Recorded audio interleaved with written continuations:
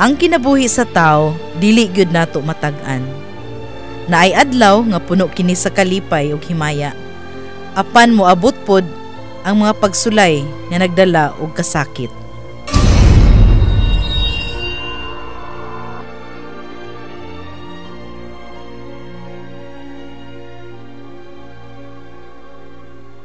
Karon na lang ani abot na nga diha na hinon ko'y mga bata, nanak ko'y mga anak. Diha na hinon magsunod-sunod ang mga lisod nga mga hitabo sa akong pamilya nga naglisod na migsagang sa amo ang mga problema kay wa na mi kwarta.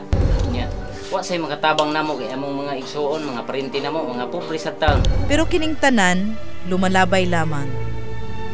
Ang kangit-ngit sa kagabihon matabunan ra gihapon sa kahayag sa adlaw. Ayo.